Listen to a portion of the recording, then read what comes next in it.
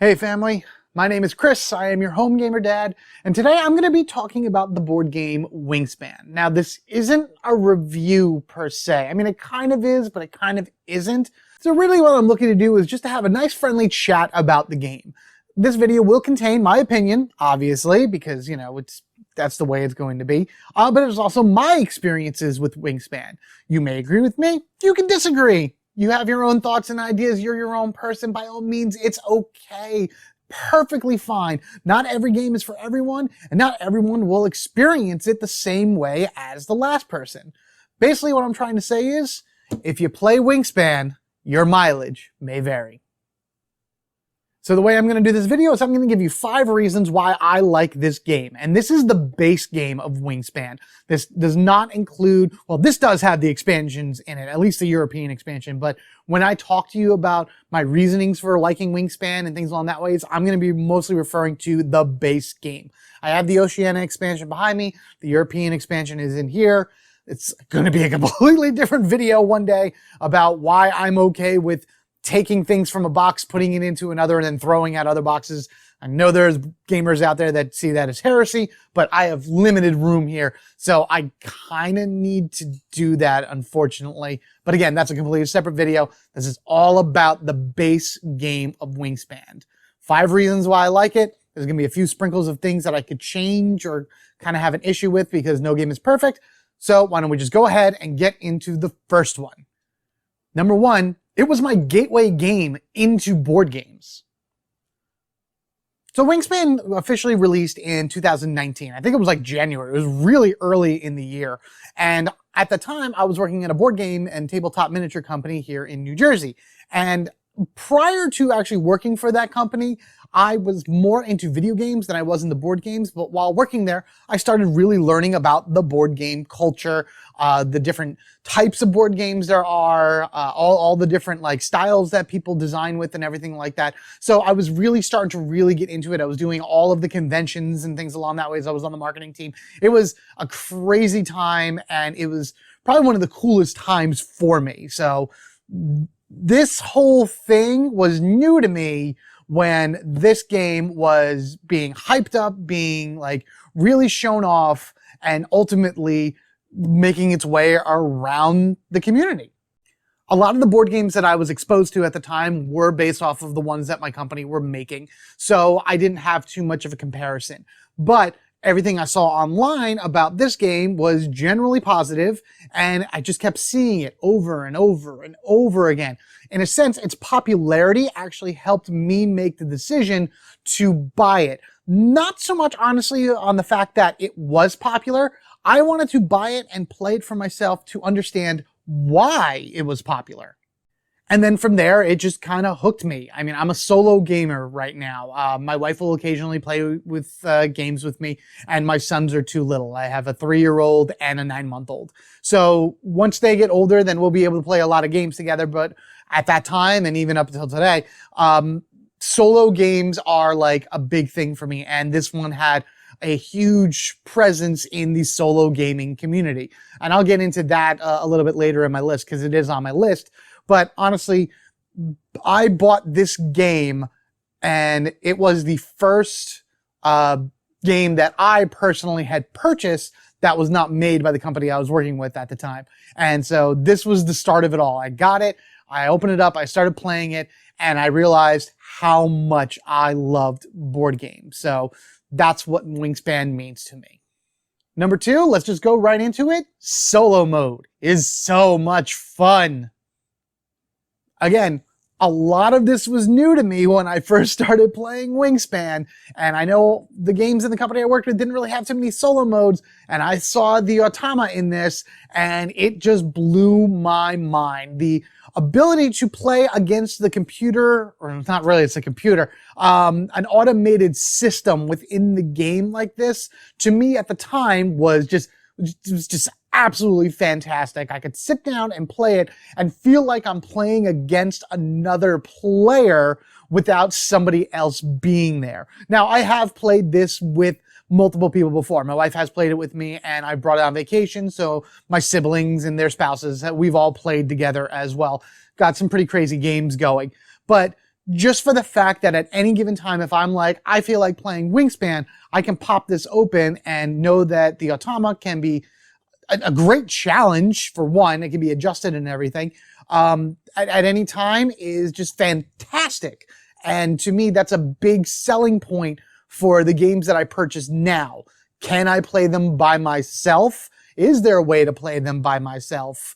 And if I do play them as a solo gamer, what's the experience going to be? And I think Wingspan is one of the tops. Definitely. Absolutely. Number 3, before I get into any of the mechanics and everything, I have to talk about the art and components in this game are beautiful. I mean, this is just a few things that this game comes with. I don't know how many of you watching out there have Wingspan or have seen some of the stuff, but you get yourself this really cool bird feeder dice tower right here that you can use in order to roll these custom dice that show all of the different components. And again, this is the base version. This isn't the Oceania that has the 6th, resource on it, which that's its own thing later. You have a tray here that holds this right now. Is just, for one, during the game, there's always 3 cards on the table that anybody can choose from whenever they draw cards. But inside of this, and I love it, is a holding space for all of the other cards. And I got to be careful here because, you know, I have the European expansion here and I have all of the Oceania cards that do not use the nectar resource in here as well. So this way, if I ever just want to pick it up and play, everything is in here. It's one of the things I like about the European expansion is that you just add it to the base game. It adds a few more mechanics to it, but adds more stuff. It just enhances your gameplay. And I like that. It's kind of modular in a sense where you don't have to use everything, but I liked throwing it in here and shuffling everything together and not knowing what birds you're going to get. Speaking of the birds, they are gorgeous. I mean, here we go, Mr. Scissor-tail flycatcher. If you may notice from the box, that is the bird that like represents it. But all of the birds, every single bird here is absolutely gorgeous. Here you go. Here's that one right here. And as I showed you, there was a lot of cards in here. I mean, the base game has 170 birds.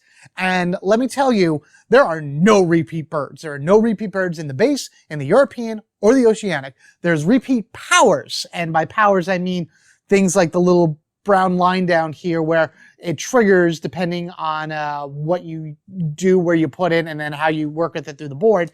But there's no repeating birds. Actually, speaking of the board, hold on a second. So again, for those of you that don't know, this is your player board, and I think it's laid out very nicely. The iconography is pretty easy to understand, and it really just kind of lays out everything that you need to do per turn fairly easy. You get 1 action per turn, and each round you have a set number of actions, and you do 1 of 4 actions. Drawing a card, laying eggs, taking food from the bird feeder, or playing a bird. And that's it. This game is not that hard to learn, which we'll go into the next thing as soon as I'm done here. But you know, the board is just beautiful because it shows all the 3 different habitats that the birds will come to. This is not an aviary. This is just a place that you want to attract birds to see them, and then they can fly away on their own. There is no capturing of birds here. It's actually another thing that I learned when I first started getting into board games and everything, is there's just as much weird controversies out there with board games as there are for anything else. So for example, people were complaining, oh, you have a game about capturing birds. And it's like, no, you're not capturing the bird. The bird could leave at any time if you really want to be real about it. So that's just, things like that blow my mind when people complain about stuff like that. It's crazy. I do want to show the Oceanic board though. So let me find that. Hold on. So here they are side by side. This is the base. This is from the Oceania expansion. And I keep saying Oceanic, I think, but it's Oceania. So ignore me. I hate this board. I hate this board beyond all belief. And that's not even like, forget about even going in and looking at like the iconography that they changed and everything. Just the basic look of the 2 boards are very different. This is so dark and muddled and disgusting. Way different from the bright, cheery, simple look of the first one. And the Oceania one has to introduce the new, what is that? Nectar, the nectar resource. And then also different things down here that you can use nectar and other resources for. And look, I like it. I have no issue with that because, so you have, just take the first spot right here. You know, you want to collect food, you collect 1 dice worth of food. That's not always going to be very helpful for you. It's almost a waste of turn sometimes to do that. At least with here, with Oceania, you can collect 1 dice, and then you can always discard a card from your hand to collect another dice right off the hop in the beginning. And here in the second one, it enables you to roll the dice again. Normally, you only re-roll the dice in the bird feeder when it's empty or is only showing the same symbol. So there's things that they added to it to make the game a little bit easier in order to get the stuff you want to build your combos. But I wish that a lot of this iconography stayed on this board. This board is just so much prettier than the other one. But I digress. Again, I didn't really want to talk too much about the expansions, but I couldn't not compare the two when I'm talking about the art and components. So let's go on to the next one. Number 4, easy to learn, difficult to master. Now, there's a few key factors in play when I talk about difficult to master, and that's the biggest one is the rotation of birds. So in the game, you get quest cards, and the quest cards tell you to collect a certain amount of birds that like either only eat certain food or only in certain habitats or have certain nests or various things like that. And it does give you a percentage on the bottom of the card that tells you how many of that bird are here. The problem is that's only for whatever expansion you're pulling that quest card from, and most of them are from the base game. So if it's telling you, you know, birds that only live, like this guy right here, that only live in the grasslands, 27%, and I'm just making that off the top of my head. That's just referring to cards and birds in the base game. If I added the European, that skews the number quite a bit. So the sheer volume of birds makes the difficult to master kind of part of that. This is one of those games where you have an A plan and a B plan, and really by the end, you have to see what you have to work with at that point. So never go in with an idea of what you want to do, because by the middle of like the second round, you're going to be on a completely different plane.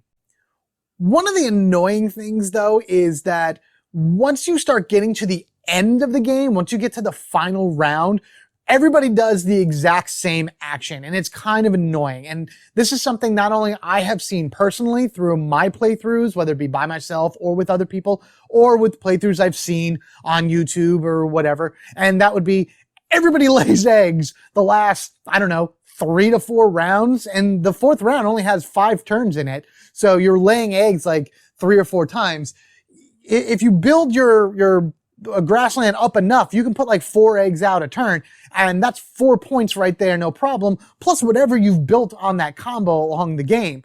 So the egg laying mechanic late game is a little broken, especially if you really kind of leaned into it throughout the game. I try not to do that when I'm playing because I like doing different strategies, but ultimately it's like, do I spend 3 turns to put out a bird that would get me 3 points? Or do I just spend those 3 turns laying eggs and boom, there's 9 points, you know, because you want the most points. So it's a little weird, and I've actually played games where people were just like, yeah, I'm just going to lay eggs the last 3 turns. They do it, and then they're done. And it's like, okay, so I guess we're just not going in turn order anymore. So as far as, you know, learning to play, it's easy. Mastering it is difficult because of the sheer volume of birds in here, and also the actions that you take near the end are generally all going to be the same. But that doesn't mean that you're limited to how you want to play. There's still 1,000 different ways you can go through those first few turns, and you're going to have a different set of birds every time because you're probably going to do a massive shuffle every time as well. So it's a great variety.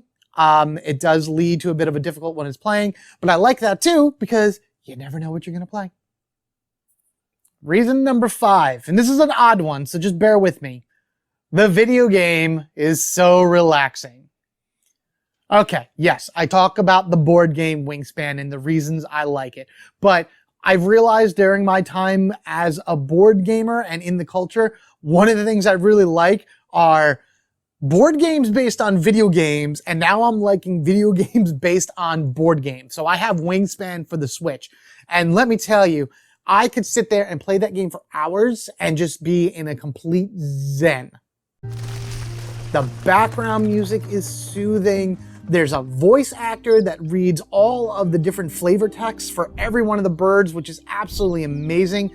The buttons are a little weird. You got to kind of get used to that. But that's pretty much how it is with any video game that you play once you realize what button does what. But really, I love it. And I really want more board games to become video games, just like I like seeing board games become video games. Scissor-tailed flycatcher. The mating display of these birds involves aerial acrobatics that show off the long tail.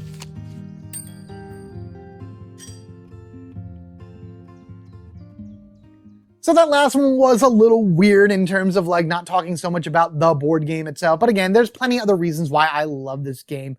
And, these were the ones that just came to mind first, they're right off the top of my head. Again, your opinion is going to differ. We're not going to match up 100%. And that's okay. We're all individuals. We're all allowed to feel differently. And we're allowed to express how we feel to each other about our differences.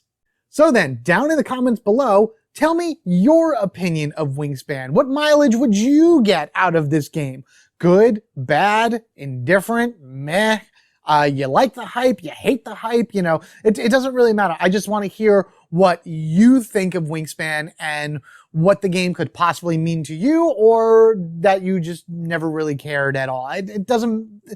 It's okay. All I ask is for you to be civil and respectful to everybody and just express yourself the way you want to. We're all family. We all don't always get along. We don't always see eye to eye, but we're still there for each other. We still support each other no matter what. And that is your dad advice for today. Be kind to each other, as I often say in my videos. And again, like I said, be respectful, be civil, and be honest. That's another thing. Like, don't just tell me, oh, the game sucks because it sucks. Like, a little more reasoning behind it would be good. So, yeah, that's pretty much that. Thank you guys so much for watching. I hope you enjoyed this. Again, just to reiterate myself, tell me your mileage of the game down in the comments below. And as always, remember, we are family forever, gaming together. Later, guys.